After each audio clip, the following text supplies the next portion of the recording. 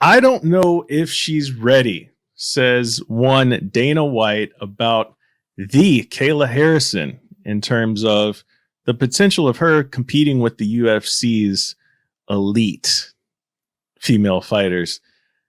It's an interesting thing that came up because apparently Dana is either in protecting his mode brand or truly doesn't think Kayla Harrison is all that great of a fighter, which is a very interesting take from my perspective.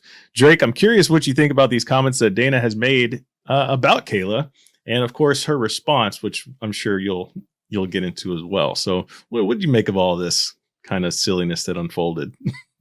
Well, first off, Matt, I think maybe the correction there should be the elite fighter, because we know that Kayla cannot fight below 145 pounds. So there's really one elite fighter for her to take on if she comes over. I'll give some respect to Felicia Spencer as well, who's still there at the moment. It would be a good fight. But yeah, as for these comments, Dana saying he doesn't know if she's ready for that potential, Nunes hypothetical super fight of sorts, if you want to go there. Um, I don't think, if you're going to look at that potential for where this would go, right? Because that's kind of one of, if not the only paths it would go for Kayla in the UFC, potentially still with the PFL till the end of the year. Um, I don't think Dana is necessarily off actually in this assessment for a couple reasons. And it's weird with Kayla right now because we're at that point where she's 8-0. She's looking incredible, right? Oh, 9-0, excuse me. Fantastic judo. That's her bread and butter, obviously, why she's famous. Arguably one of the best ever, if not the best ever, 2-time gold medalist, all this stuff. And her judo is so good that I believe it is good enough to carry her to competitive performances, if not wildly enough victories against the likes of Nunez's or Cyborg's. Not what I would pick in those fights, but I think it is at that level. But at the same time, you look at who she's fighting, and people would always say those things about Chris Cyborg.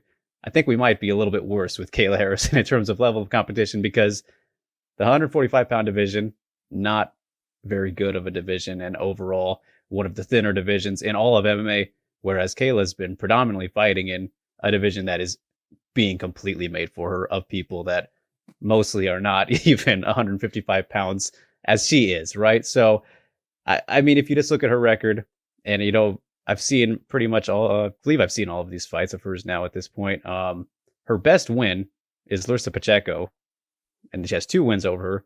So 6 rounds. That's the only person she couldn't finish either. And Pacheco, had a run in the UFC, didn't do very well at 135. She's looking, pretty solid right now at 155. Made it to the finals against Kayla last season, but again, she's fighting the same level of competition as Kayla for the most part, which not great. So when that's kind of your best win at 9 fights in, it's very telling that, you're not really, it's not that impressive anymore. Let's put it that way. Like her last fight that we just saw against Mariana Moraes, former flyweight, mind you, someone who really had no business being in this tournament. It's not impressive to me anymore. The performance, yes, it's obviously good, but it tells us absolutely nothing. Nobody should be using this as an example of, all right, she can hang now. She's totally capable of competing with the Cyborgs Nunez's. They shouldn't use that as an example. Like I said before, I believe her talent already was good enough based off of her incredible judo to be competitive, but you cannot use these fights we're seeing right now to bolster that claim. It's completely illogical when you look at how outmatched everybody is for her. So I believe that Dana has fair points in saying he doesn't know if she's ready for hypothetical Nunes fight. But at the same time, I do like Kayla's side of things, where for her quotes, she says, I think that if Dana is ready to pay me a lot of money, I'll make him a lot of money. I've stated many times I'm ready to face the best in the world. And about the money, we know that she is a huge draw. I mean, a big draw for PFL, one of their stars, and that was a big grab for them. That has worked out tremendously. She's very smart and speaks well as well. We've seen her do some not commentary work, but some analyst stuff in between fights on one of the past 2 seasons or 2. I believe even before she started, made her debut. So she said that, and then along with, I don't get to pick who I fight. It's not like I can create this super promotion of all these badass women and say, fight me. I can't control what I can't control. and that's my performance. It is what it is. So she kind of gets it, right? She kind of understands that. I mean, maybe she's not going to flat out say my competition is really bad, but that to me sounds like, all right, I know that there are some better options out there, but there's not a lot of them. It's just when you're at that size, unfortunately, it's just the case in MMA right now. But in her fight before this last one, debuted for Invicta and made 145. So she's capable of doing that now, which opens the door. She needs to go back down to featherweight if she wants to be serious about making that GOAT claim, which we've seen people ask her about, which is kind of funny at this stage, but it is what it is. And then the money comes into play, which she's making $1 million. It's going to make it all that much harder for future negotiations with, let's say, the UFC or Bellator, which I believe is the more realistic future for Kayla. But we can get into that later. What do you think, Matt? I went on for a bit there. No, you're fine, man. Because there's a lot of points. Like, there's a lot to this whole situation. Like, for one, the weight thing is the thing that we need to figure out. Because if she can make 145, then yeah, there's some interesting fights that you can put together in the UFC. But the main issue for her, I'm sure, is going to be the pay scale, right? Like, is Dana going to come close to that for her, like, for what she would make in a PFL season? Maybe, like, I mean, maybe if she headlined a pay-per-view against Amanda Nunes and they got points, like, I would see that doing well. That's the only situation I could think of. But like, if she were to come over to the UFC at 145, I would want to see her against like a Holly Holm at 145. You know, how do you do against an elite striker or a once elite striker, however you want to categorize Holly Holm these days? How would you do in that fight? Like, yeah, you know, you're going to try to get it to the ground, and we know you're going to try to utilize your judo and just ragdoll people. Like, that's what you do. It's what you do best. But when someone's actually able to, get their hips out of the way, like, how do you react then? They start throwing, stinging jabs and dart in and out. Like, what are you going to do? Because her competition doesn't really do that to her now. Like, they're just pretty much in there like lambs to the slaughter. They're like, okay, I don't want to die here. I'm going to try to be competitive a little bit. No disrespect to her opponents. I mean, that's just how it comes off when you watch the tape after the fact. Like, it's like her opponents have no chance for the most part, with the exception that you mentioned. It's an interesting situation, man, because it's just, at the end of the day, it's one of these kind of like pipe dream things.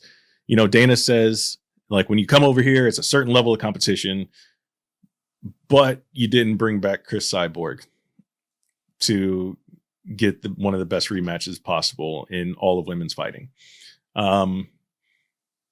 He's not going to be willing to shell out for what Kayla Harrison's asking just for a one-off or a two-off sort of thing. Dana's going to want to have her around for a longer period of time.